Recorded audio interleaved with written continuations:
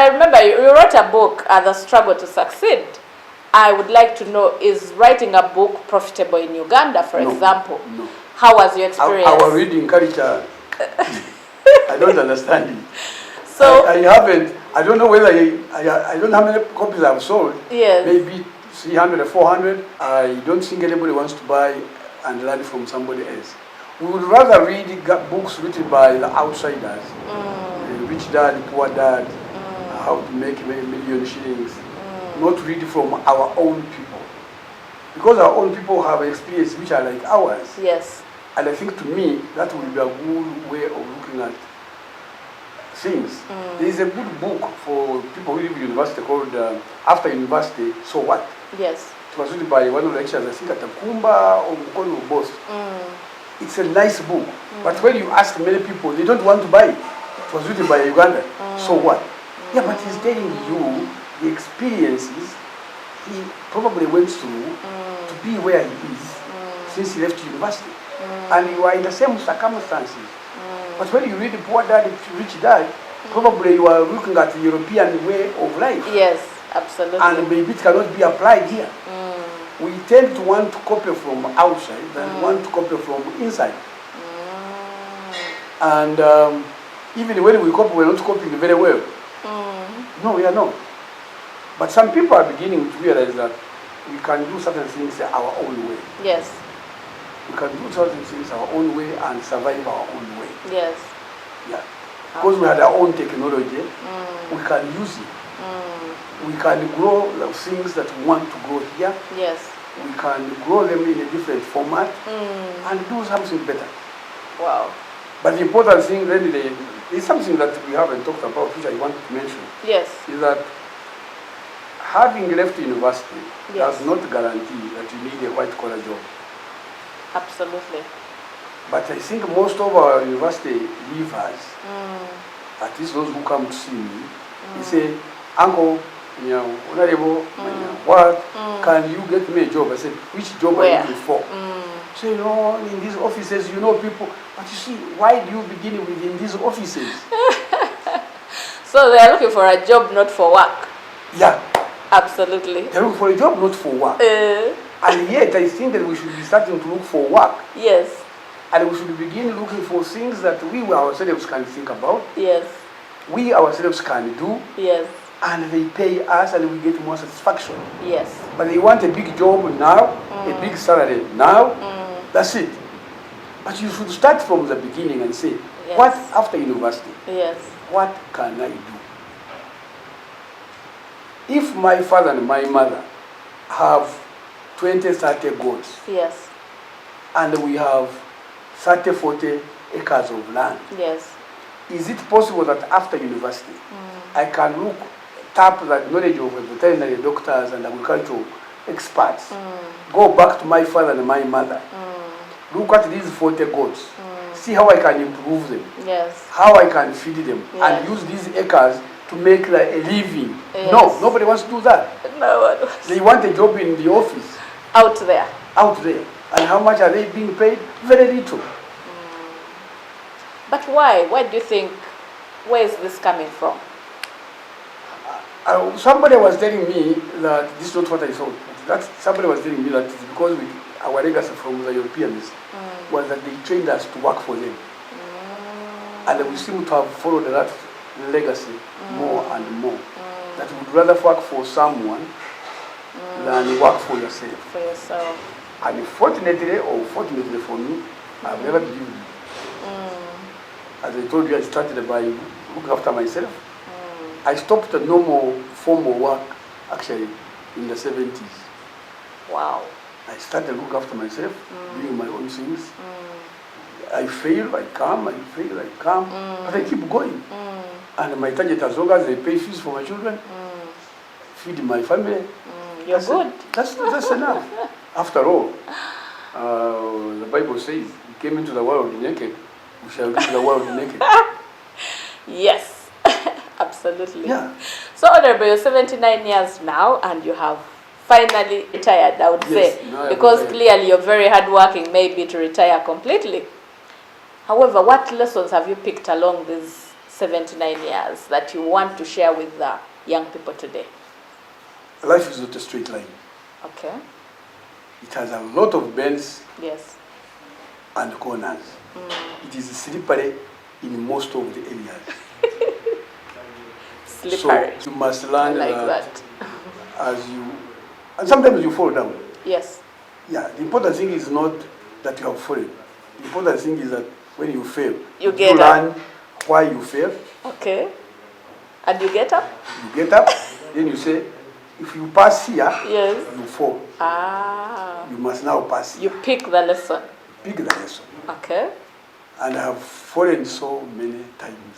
And picked up so many lessons. Very many lessons. Yes. Yeah. And I'm not complaining. And our viewers, let me just say this. If you don't learn from someone else's faults or mistakes, you will learn from yours, the school of hard knocks. So you'd rather and wait to have yours on your own. It's harder, right? Thank you so And much, I tell Honorable. people, Yes. don't allow to be stressed. No one should stress you. It is you who's being stressed.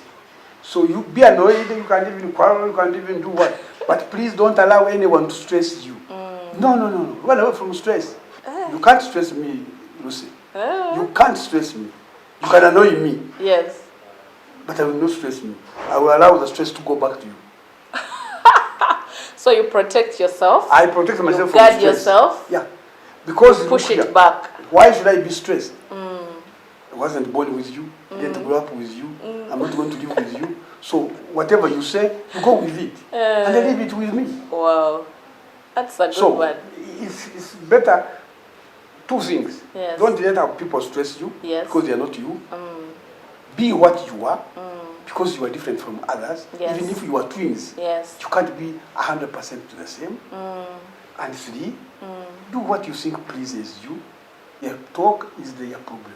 They always do. Now, if you can't manage to solve a problem, why are you worried? If you can manage to solve a problem, why are you worried? If you can't solve it, leave it alone. So don't get worried. Don't get stressed.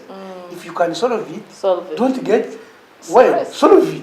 And don't get worried and don't get stressed. Wow. So why should I be stressed of what you can't do or be stressed of what you can do? Ah, just do it. Just do it. If Wow. you can't do it, just leave it.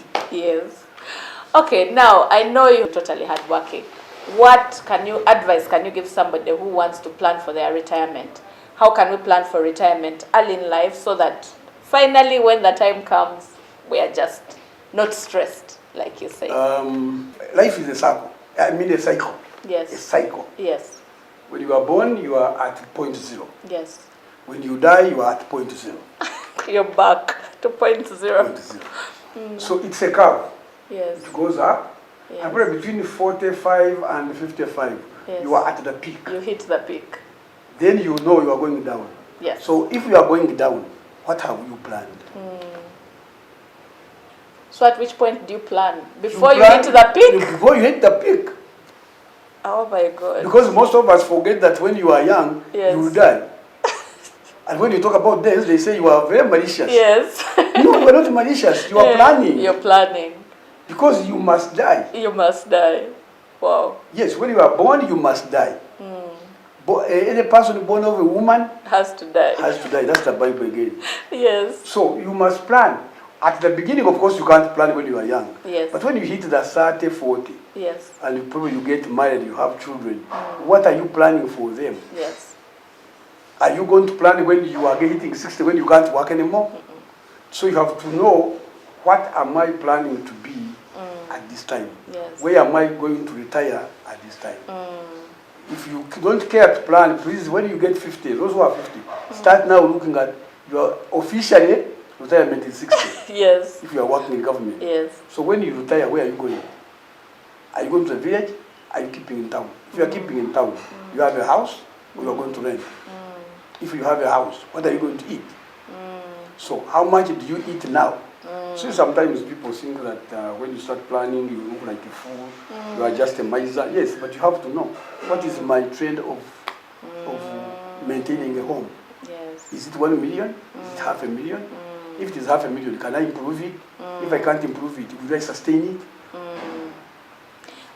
Okay, then what advice do you have for those who have now hit the retirement, maybe the 60 years, and they have gotten their maybe NSSF packages and they have no idea whatsoever what to do next? It's unfortunate.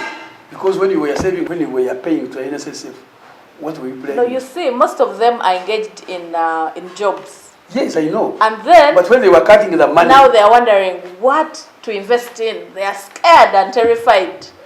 To me, I think as soon as you get NSSF, please do not eat it. Okay. Go and buy, put on fixed deposit or buy treasury bills, and then start thinking. Never put money into your house or bank account when it is doing nothing, because chances are that you will eat it tomorrow. Nobody can sit with money continuously. Problems will come up. Yeah, not even problems, relatives, friends, things will come up. So as soon as you get the package, put on a fixed deposit and keep quiet, and then start thinking if you didn't think about it before. Or buy treasury bills for 1 year, and then have a year to think about what do I do with this money. Ask your friends, look at what other people are doing. The moment you keep cash, that's the best way to say it's gone. It's gone. Yeah. It's been so exciting today hosting you on this show. Welcome to the Money Magnet show again, and we are always excited to share with you. Now, Honorable, give us your parting shots. This is our country. We have to make it. Yes. The country cannot be developed by foreigners. It has got to be developed by us. Yes. One, we need to be honest and change our way of life and go back to the life which I grew up in the 40s and the 50s under the British, where everybody trusted everybody. Okay. We must learn to trust each other. Okay. Two, we must work hard. When I was growing up, even in the village, there were granaries where they put something after the harvest for in case it doesn't rain or in case there's sunshine. We must put aside some savings. Okay. Three, we must cooperate and work together on what to invest in the modern world. Finally, try to live as yourself, live within your means. Don't worry about what they think about you. Worry about what you are going to be. Thank you. It's been me, your host again, Mwebaze Lucy Asimwe, and I'm very excited on the set. Emerson and Stephen, thank you so much. Do tune in again next week. Bye-bye for now.